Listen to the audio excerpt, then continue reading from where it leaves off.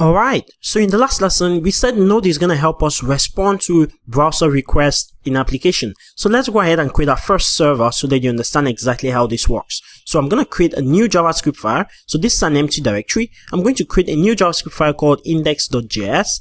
And in here, we are going to create our server. So remember, the aim is for us to have a server that the browser makes requests to, and then we are going to respond to the browser with exactly what we want to tell the browser.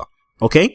So the first thing you need to understand about Node is that Node provides us a list of packages that we can use to perform the actions that we want to perform on the server. So for example, we are going to say constant HTTP is equal to require and HTTP.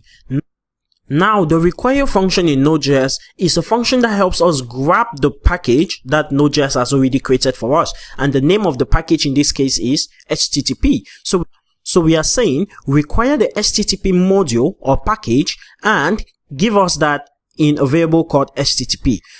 Remember, we installed Node, and in that installation of Node.js, all of these packages are into it. Okay, so now that we've imported HTTP, we're going to create a server. So I'm creating a variable called server, and this is going to be HTTP, an object dot create server function. So we have a create server function from this HTTP object that we imported or required, and this create server function takes in a function as a parameter. Okay, so we pass in a function that will be executed when the server is created. So when Node.js is executing this function, it's going to pass in two parameters. The first is the request that is coming from the browser, and the second is the response that we want to give back to the browser.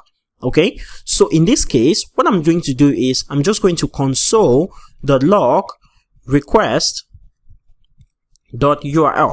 Okay, and what I'm going to do now is response.end, and we are going to end it with hello Node.js.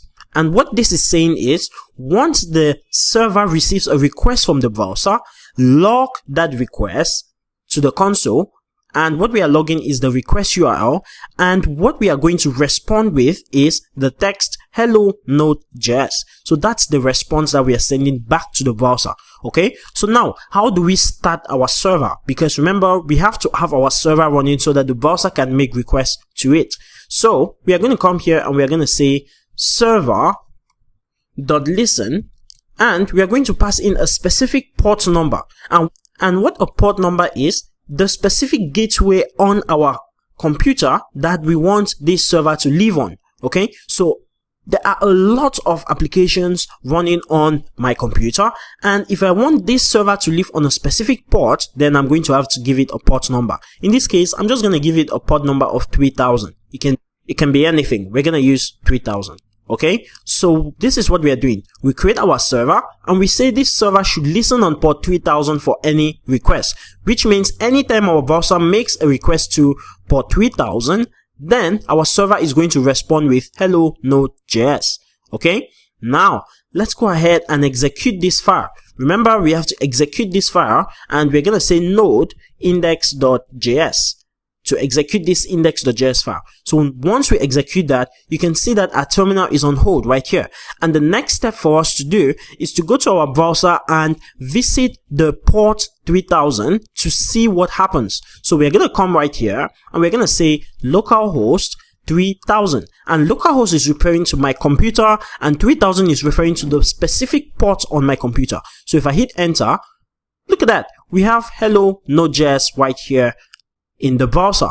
Okay, and if I open up my terminal and inspect this, remember we'll go to our network, and if I refresh, you can see that it made a request to localhost, and if you check out the details of that request, you can see that it made a request to port 3000, and this was the response headers, this was the request headers.